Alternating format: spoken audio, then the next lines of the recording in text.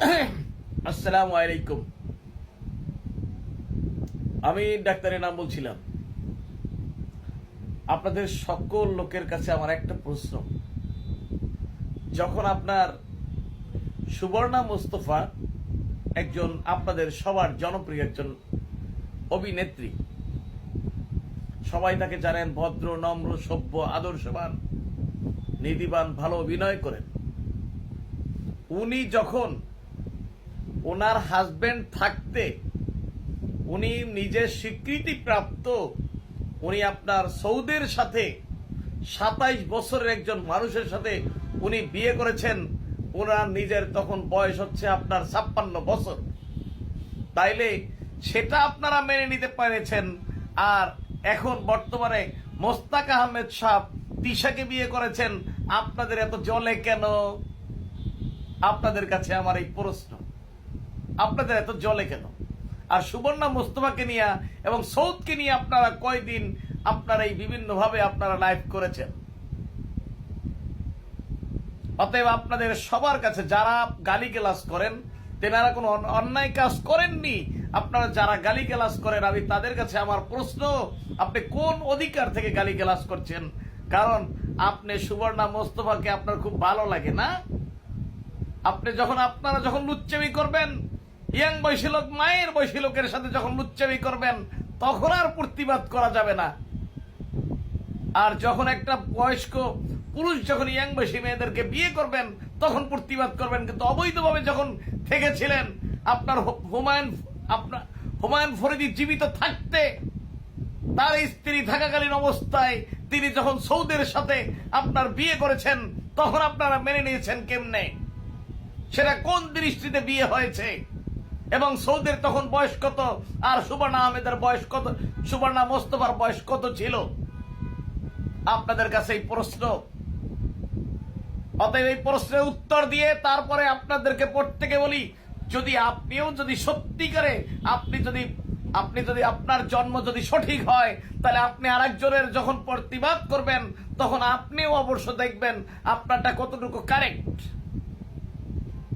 কারণ আপনি মোস্তাক আহমেদ একজন ভালো মানুষ বিদায় ওনার ব্যাপারে করবেন, ওনার ব্যাপারে প্রতিবাদ করবেন।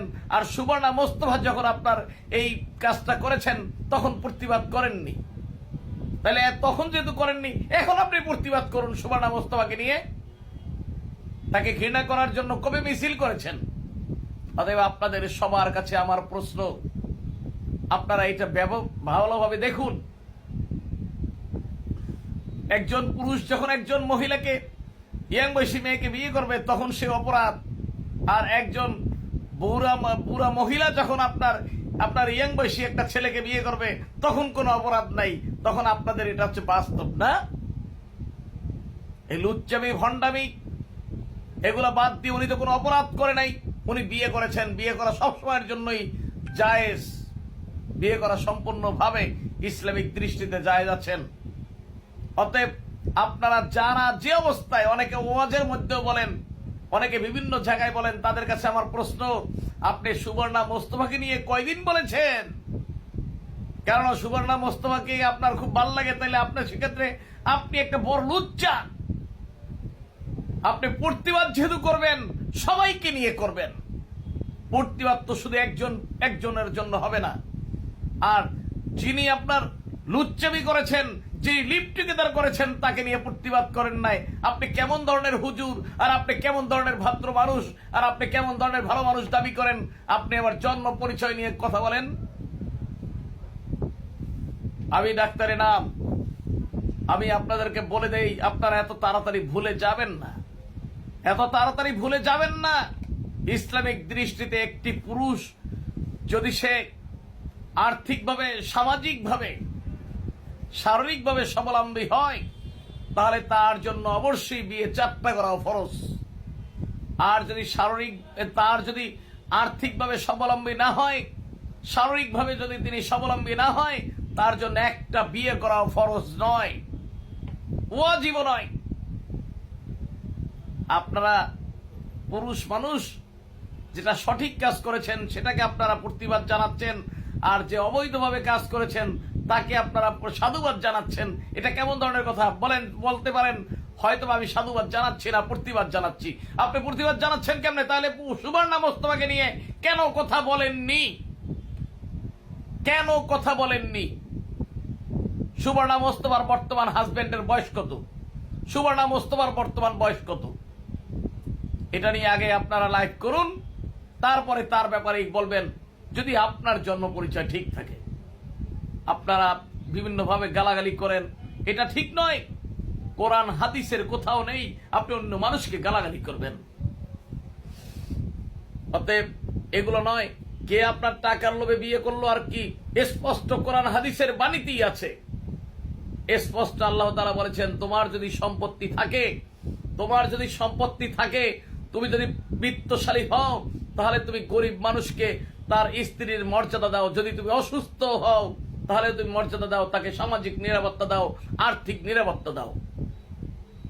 এটা তো সম্পূর্ণভাবে হাদিস কোরআন মোতাবেক।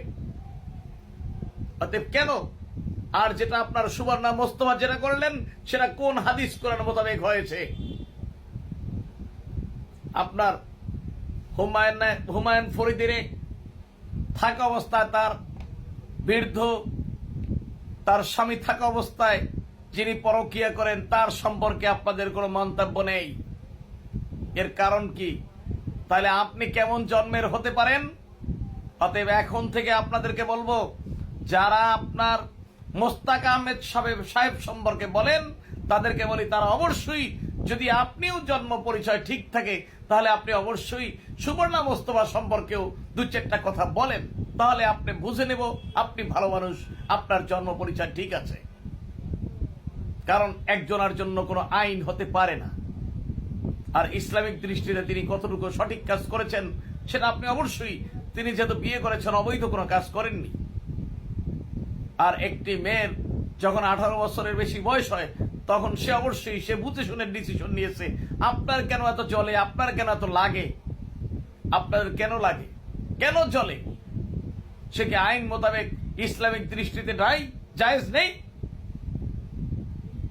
অতএব ইসলামিক দৃষ্টিতে যেহেতু জায়েজ আছে, আপনারা প্রত্যেকে অন্তত আপনাদের মুখটা বন্ধ রাখুন।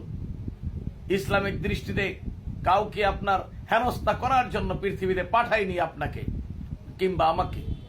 আপনাদের ব্যাপারে বলতাম না, কিন্তু আপনারা বড় একটি অধিকার বাদ দিয়ে, একটি সমালোচনা বাদ দিয়ে, যেখানে অবৈধ সম্পর্ক করে যে এস্টাবলিশড হয়ে, যে নিজে অলরেডি আপনার নিজে স্বীকারোক্তি দিয়েছেন, আমি আপনার সৌদের সাথে 2 বছর লিভ টুগেদার করেছি, তখন আপনি প্রতিবাদ আপনার কোথায় ছিল? অতএব আপনাদেরকে বলি, এই বলে আজকের জন্য রেখে দিচ্ছি। আপনারা এই প্রশ্নের জবাবটুকু অবশ্যই দিবেন, আমি আপনাদের কাছ থেকে শুনতে চাই।